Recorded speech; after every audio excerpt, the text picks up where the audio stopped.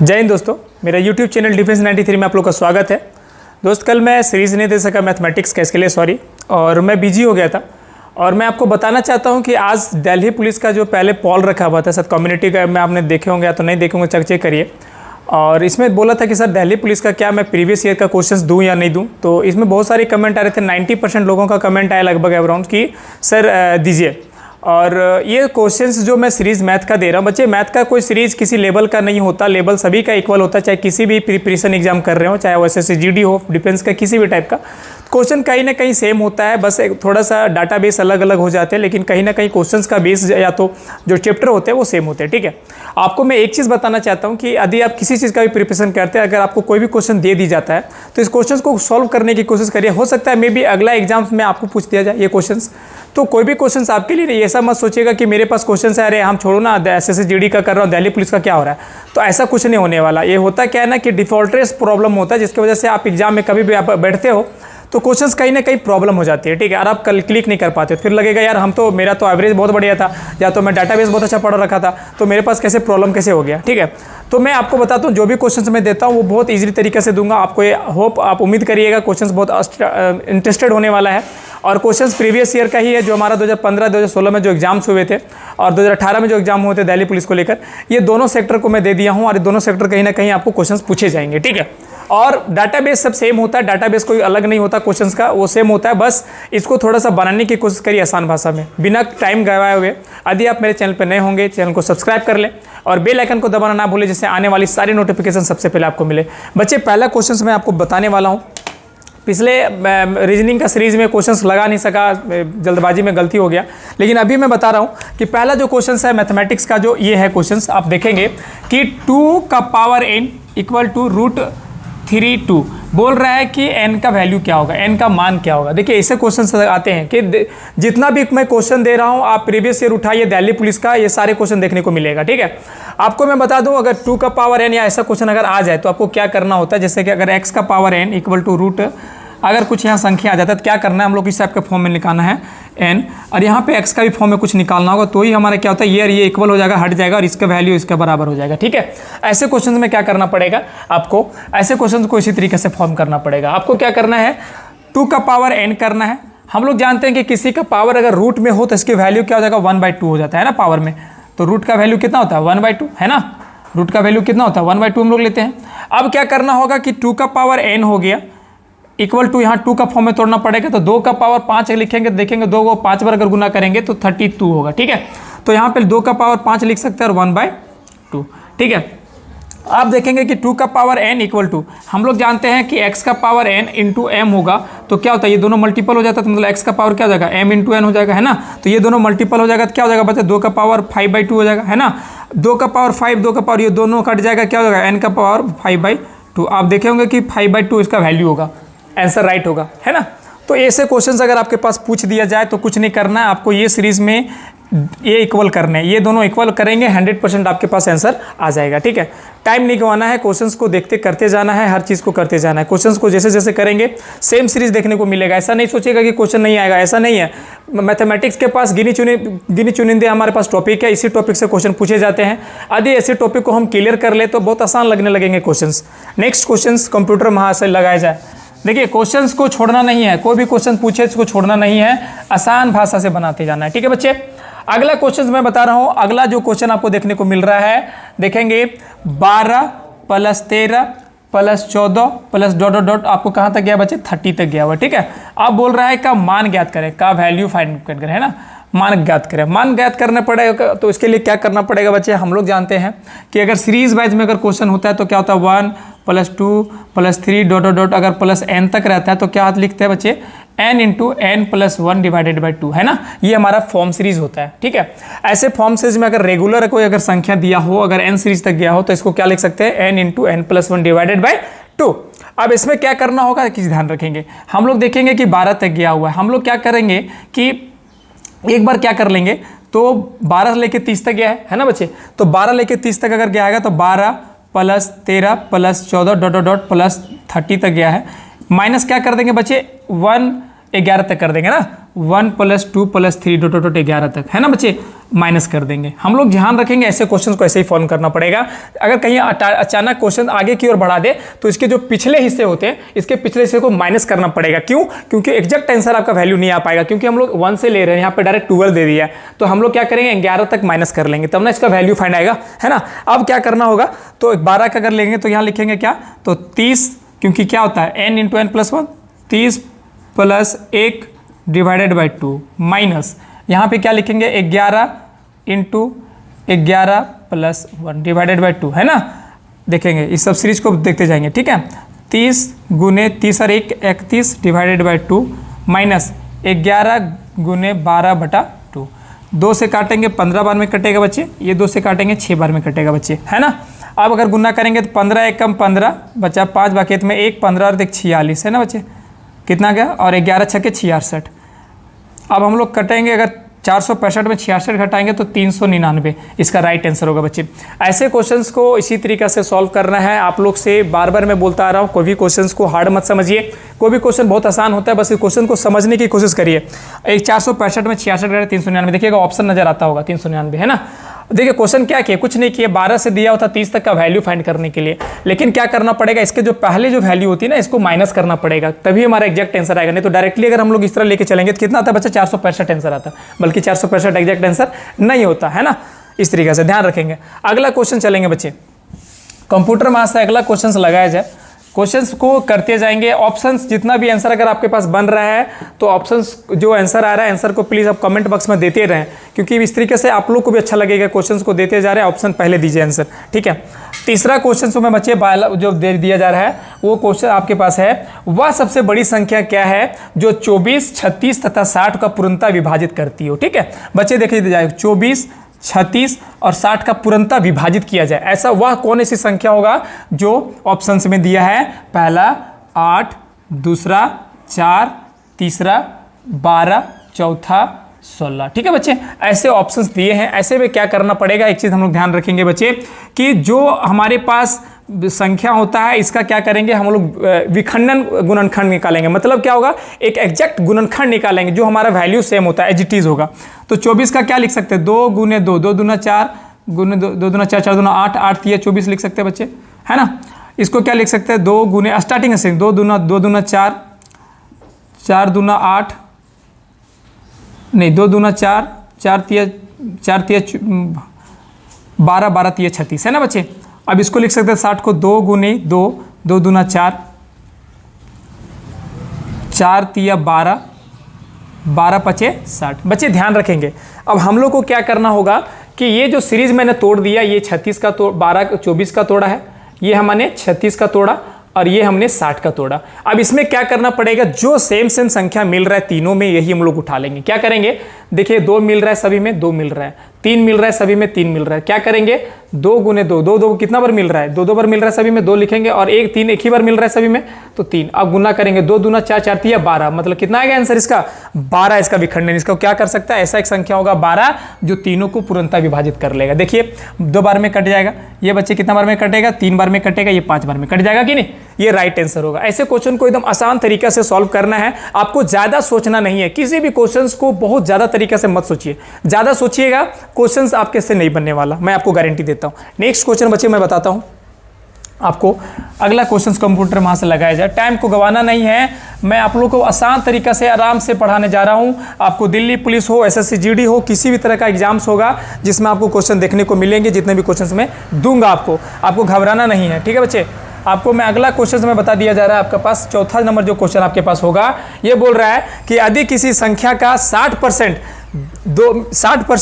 200 में जोड़ा जाए, 60% का 200, अगर किसी संख्या का नाम आता है तो हम लोग क्या कर लेंगे, x का वैल्यू ले लेंगे। और बोल रहा है 60% अगर है तो 60% मतलब 100% हो, इसमें कितना जोड़ा जा रहा है, 200 जोड़ा जा रहा है बच्चे, हैं। अब बोल रहा है 200 जोड़ा, तो प्राप्त परिणाम संख्या कितना होगा, तो प्राप्त संख्या हम लोग x ले लेते हैं बच्चे, है ना, कोई दिक्कत। अब हम लोग कट करेंगे बच्चे, तो 0 से 0 कटेगा, ये 3 बार में कटेगा, ये 5 बार में कटेगा बच्चे, ध्यान रखेंगे। अब यहाँ पे कितना आएगा, 3x/5 प्लस 200 = x बच्चे, ध्यान रखेंगे। अब क्या करेंगे, इधर प्लस में इधर लाएंगे बच्चे तो माइनस हो जाएगा, तो x - 3x/5 बराबर 200 बच्चे, है ना, 200 ही रहने दिए हैं। इसके पास कुछ नहीं तो 1 है, अगर मल्टीपल करेंगे तो 5 आएगा बच्चे, इसका करो ये एलसीएम लेंगे तो यहाँ क्या आएगा 5x आएगा बच्चे, और यहाँ पे 3x रहेगा, क्योंकि यहाँ पे जान रहे हैं कि 5 को अगर 1 से 5 से डिवाइड करेंगे तो 5 ही आएगा, इक्वल टू 200 आएगा बच्चे। आप लोग ध्यान रखेंगे एक चीज़ को कि 5 में 3 जाएगा, सेम संख्या तो 2x बचेगा, बच्चा 5 इक्वल टू 200। हम लोग काटेंगे इसको, 100 बार में कट जाएगा बच्चे। x को अगर क्रॉस मल्टीप्लिकेशन करेंगे तो 5 को अगर x से करेंगे तो 500 आएगा ना, तो x का वैल्यू कितना आ गया 500। मतलब ऐसी कौन सी संख्या होगी, वह संख्या क्या होगी, तो वह संख्या क्या होगी 500 होगी, जो आपका एग्जैक्ट आंसर देगी, एग्जैक्ट आपका वैल्यू देगी। ठीक है, आप लोग ध्यान रखेंगे क्वेश्चंस को, क्योंकि कोई भी क्वेश्चंस अगर आपको पूछा जाता है तो क्वेश्चंस बहुत आसान होता है। क्वेश्चंस अगर आपको पूछा जाता है तो बहुत आसान होता है। क्वेश्चन में कोई जान नहीं होता क्या किया, बोल रहा था कि यदि किसी संख्या को मतलब x में 60% में अगर 200 जोड़ देंगे तो वह प्राप्त संख्या परिणाम संख्या के बराबर होगा, परिणाम संख्या के बराबर होगा। मतलब क्या होगा बच्चे, तो हम लोग अगर x का 500, मतलब इसमें अगर x का अगर 500 का 60% में अगर 200 जोड़ेंगे तो x के बराबर ही होगा, है ना, प्राप्त संख्या के बराबर ही होगा। तो ये देखिए बराबर कर दिया मैंने, x का वैल्यू फाइंड कर दिया ना, माना वो संख्या x से होगा। देखिए क्वेश्चंस को करिए, क्वेश्चंस बहुत आसान होता है, खास करके डिफेंस रिलेटेड एग्जाम्स, और सबका मैं नहीं बोल रहा हूँ, लेकिन डिफेंस के एग्जामों में बहुत इजी होता है। आपको मैं एसएससी सीजीएल के बारे में भी नहीं बोल रहा, एसएससी सीजीएल के बारे में भी क्वेश्चंस बहुत टफ नहीं होते, क्वेश्चंस होते थोड़ा सा लेंदी होता है, समझने का फर्क होता है। क्वेश्चंस को भी मैथमेटिक्स में बहुत ईजी होता है, बस इस क्वेश्चन को समझिए, इस क्वेश्चन को किस तरीके से पूछा जा रहा है। अगला क्वेश्चन बच्चे आपके सामने है 5वां नंबर क्वेश्चन। 5वां नंबर क्वेश्चन बोल रहा है तो एक मिश्रण में अल्कोहल तथा जल, मतलब एक मिश्रण है जो OH अल्कोहल है और H2O है ना बच्चे, मतलब अल्कोहल OH होगा, है ना। अब इसका जो मिश्रण है वो दिया हुआ 1:5 दिया हुआ है बच्चे। अब बोल रहा है कि यदि इसमें जल का अल्कोहल से 2 लीटर अधिक हो, यदि जल अल्कोहल से 2 लीटर अधिक हो तो बोल रहा है कि मिश्रण में जल की मात्रा कितनी होगी, कितनी लीटर होगी। आपको मैं फिर बोल रहा हूं, बोल रहा है कि अल्कोहल और जल का जो मात्रा है इसका परसेंटेज अनुपात जो दिया हुआ रेशियो 1:5 दिया हुआ, ठीक है बच्चे।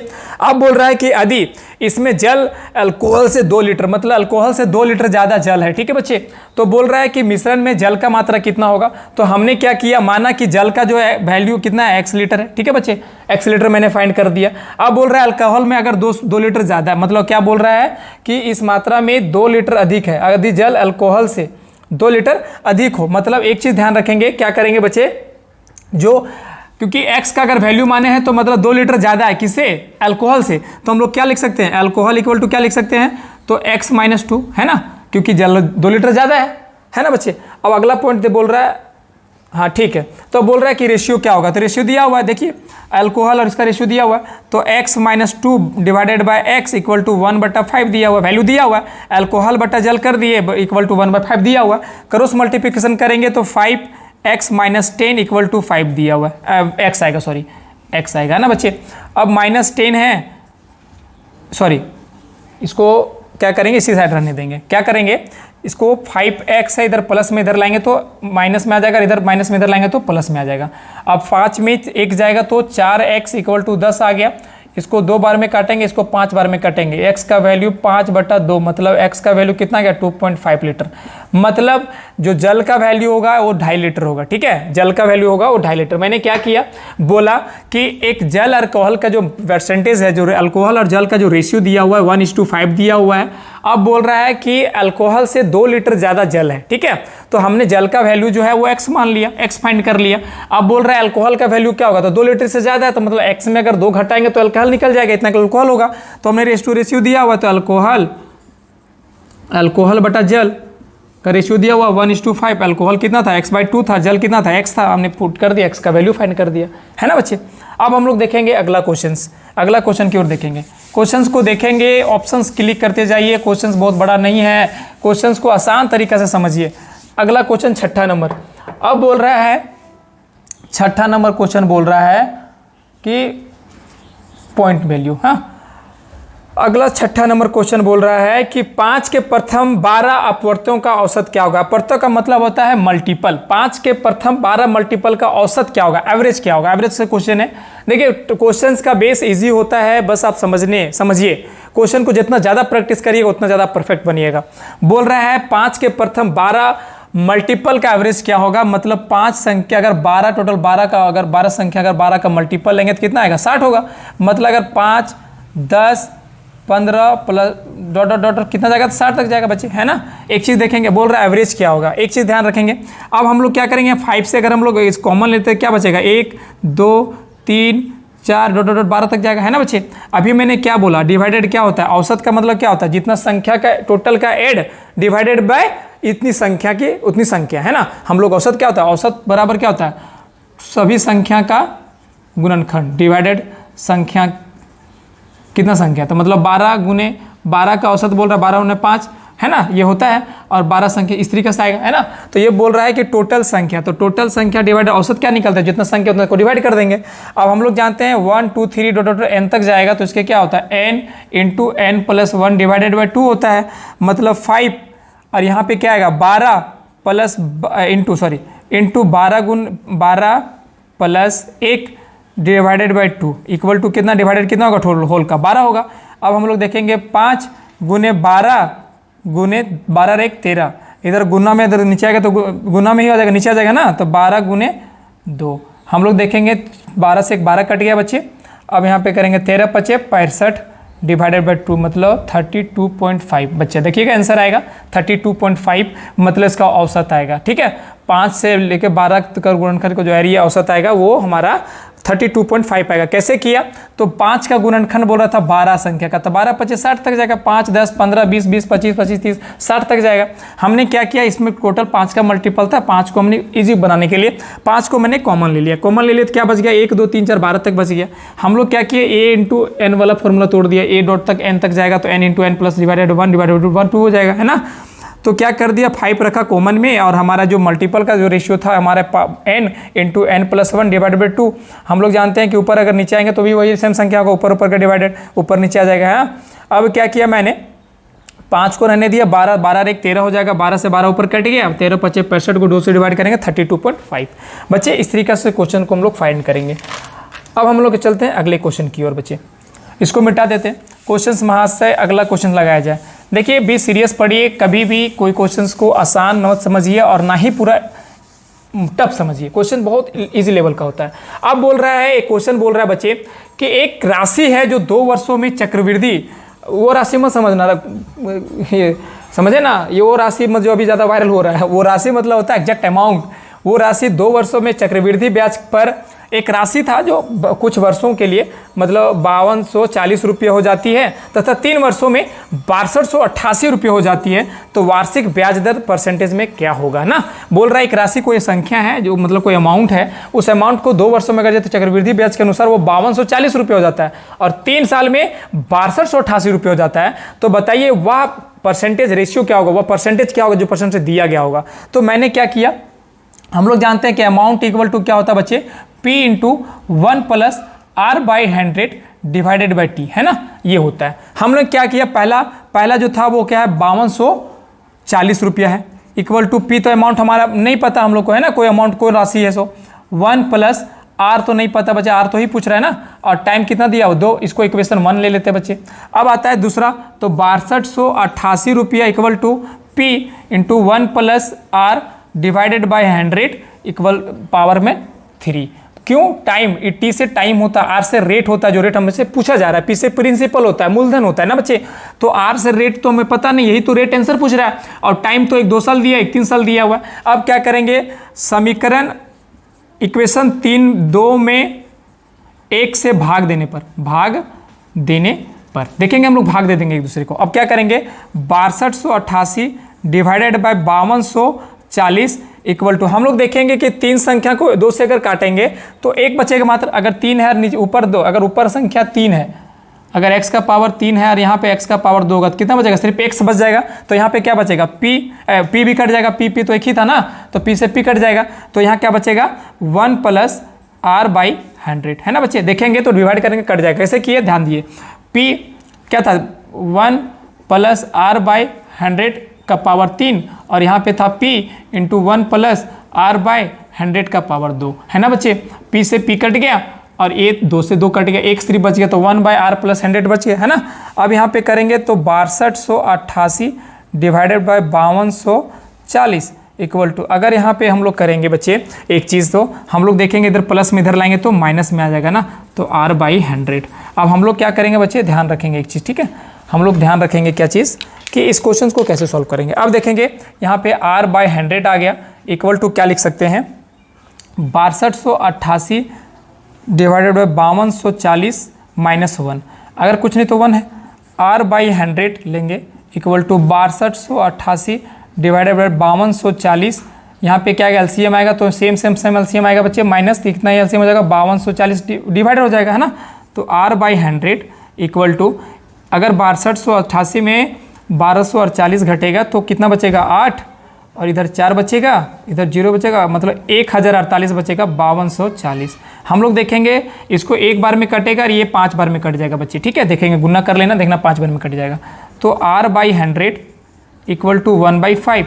अब यहाँ पे आया r/100 divided by 1/5, cross multiplication करेंगे तो 5r equal to 100, that's mean कितना बार में कटेगा, 20 बार में।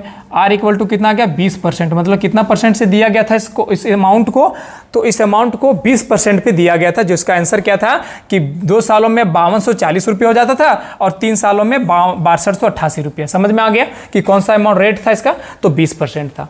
ये क्वेश्चन कैसे किया, तो इक्वेशन मैंने बोल दिया कि देखिए एक अमाउंट बराबर क्या होता है, अगर हम लोग चक्रवृद्धि ब्याज फाइंड करेंगे तो principal into 1 plus r/100, r मतलब रेट होता है दर, r डिवाइडेड बाई टाइम, ठीक है। अब इसको इक्वेशन 1 मान लिया, इक्वेशन 2 मान लिया, इक्वेशन 1 जो है 2 साल के लिए, इक्वेशन दूसरा जो था वो 3 साल के लिए था, एक दूसरे से क्या कर दिया, डिवाइड कर दिया, इससे मेरा एग्जैक्ट r की वैल्यू फाइंड हो गया।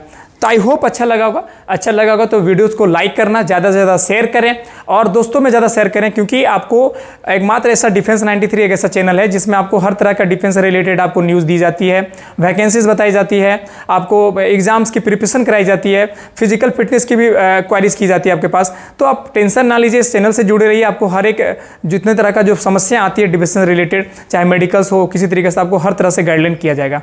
तो अच्छा लगा तो लाइक करना। जय हिंद, जय भारत।